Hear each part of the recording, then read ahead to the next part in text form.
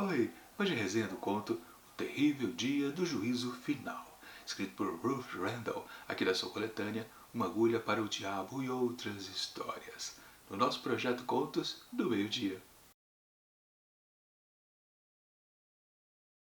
Eram 4 homens trabalhando no cemitério. Haviam sido contratados pela prefeitura para fazer que nem o capataz sabia direito qual era o serviço, que não havia sido especificado com muita clareza.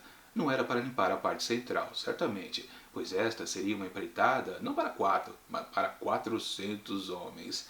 E uma reserva biológica, e este era o propósito para qual a área fora destinada, é necessariamente selvagem.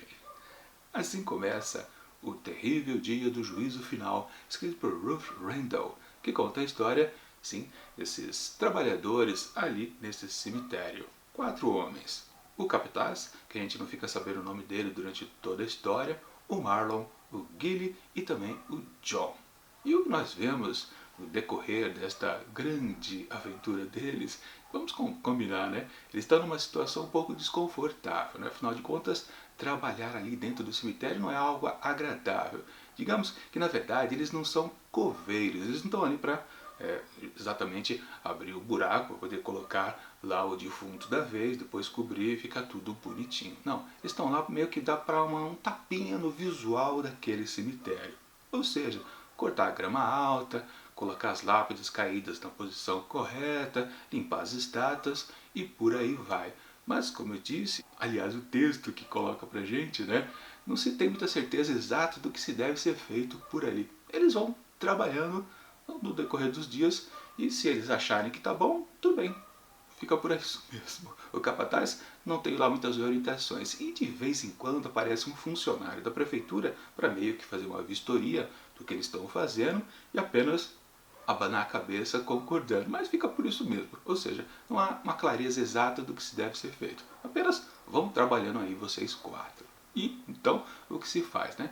Trabalha-se aqui e ali e fica-se muito gastando tempo papeando, né? É o que os 4 ficam fazendo, principalmente o Gilly, que é mais falastrão. Na verdade, esses 4 homens aqui têm uma personalidade bem definida.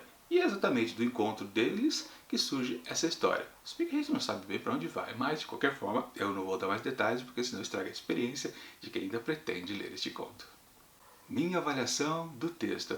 Pois é, já dá para perceber fácil, né, que é difícil fazer uma certa sinopse a respeito desse conto da Rendell. Porque na verdade é aquilo que eu já comentei para vocês. Toda essa situação aqui ao longo de várias e várias páginas, esses 4 personagens só estão fazendo isso mesmo. Eles ficam papeando, já que o trabalho em si não está definido. E aí você fica pensando, tá, mas qual é o rumbo, qual é o objetivo aqui dessa história? O objetivo é difícil dizer, não dá para, aliás, afirmar que há um objetivo. No máximo, a gente saber que a escritora trata de assuntos policialescos, de suspense, de mistério. Até aí você fala, esse clima aqui de estar trabalhando num cemitério, aquele desconforto natural de todas as pessoas, né? É o máximo que a gente pode encontrar aqui, na verdade. E disso a gente começa a fazer um certo paralelo com a história anterior que a gente viu na semana passada, que foi o primeiro conto aqui dessa coletânea. Lá tínhamos uma história de um casal que estava num safari lá na África, numa situação perigosa realmente. Lembram, né? Eles não podiam sair do carro porque era perigoso, obviamente, né? Ali no meio de animais selvagens. Já que o contexto é um pouco menos perigoso, na verdade só aquele temor, daquelas crenças, né, de ter fantasmas, espíritos ou qualquer coisa que se possa relacionar a cemitérios. Na verdade, eles não correm perigo, esses 4 personagens. E também não há um conflito entre eles. Comparando com outro conto, nós tínhamos um casal que havia se separado, estava retornando, a relação não estava muito boa, havia um conflito entre eles. Aqui, entre esses 4 trabalhadores, eles não são amigos, né? No máximo pode haver uma rusga de ser personalidades que não se bicam, mas aí é o máximo mesmo, não há uma briga entre eles, na verdade. Isso eu posso dizer como spoiler, né? Não vai acontecer nada de complicado entre esses 4 personagens. E aí você pode até pensar, poxa, aí fica complicado, né? Como é que a gente vai acompanhar uma história que não tem conflito nenhum internamente?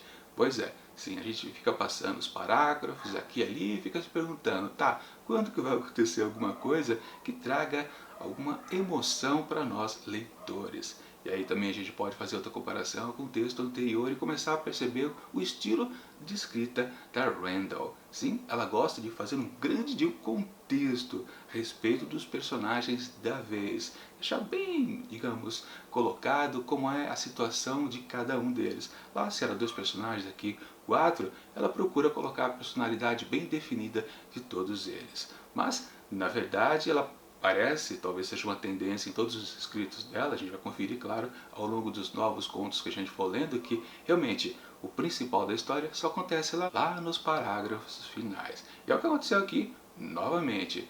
Na penúltima página é que aí sim aconteceu um tal mistério mais profundo. Só que do mesmo jeito entre as 2 histórias a gente pode perceber que o final de alguma forma foi telegrafado pra gente e no final das contas, depois de tanta, vamos colocar, enrolação quando se está formando o contexto dos personagens, a gente fica sabendo exatamente o que pode vir a acontecer de mais perigoso. E sim, do mesmo jeito, lá da outra história, a gente meio que sabia o que podia acontecer naquele encontro dos casais, reencontro do casal, né?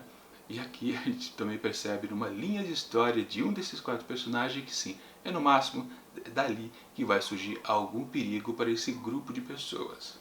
Dito e feito, tanto lá como cá. É isso que acontece ao final da história. Só que aqui eu posso dizer que é um pouco mais frustrante ainda. Como eu disse, essa situação aqui dos personagens não traz muita emoção para nós, leitores. Eu não fiquei tenso de maneira alguma, mesmo porque eu não estava considerando como uma história de terror, por exemplo. Talvez se aparecesse um fantasma aqui ali, algum evento sobrenatural, eu pudesse ter me interessado mais pela história. Mas o que aconteceu mesmo ao longo de todo o texto é que eu fiquei assim, mais ou menos, só esperando que pudesse acontecer algo bom e não acontecia de maneira alguma. Ou seja, no fundo, eu não curti essa história do tipo que eu vou esquecer rapidamente. Eu sempre digo, quando isso acontece, acho que o texto não é lá muito interessante. Portanto, para O Terrível Dia do Juízo Final, escrito por Ruth Randall, eu atribuo apenas 3 asteriscos. Um pouquinho acima da média, mas também não é lá grande coisa. Fazer o quê? Mas falando em bom texto que não cai de nível, amanhã temos a continuação de Conan o Bárbaro, livro 2, aqui da coletânea de Robert E. Howard. Com certeza mais uma grande história aqui desse bárbaro lá da Ciméria. E claro, semana que vem a gente retorna para os contos de Ruth Randall, esperando que sim seja uma história mais interessante, bem mais atraente, mais perigosa. Mas enquanto os próximos vídeos não chegam, eu deixo aqui do lado dicas de outras resenhas que já aconteceram aqui dentro do projeto Contos do Meio-Dia. E tchau!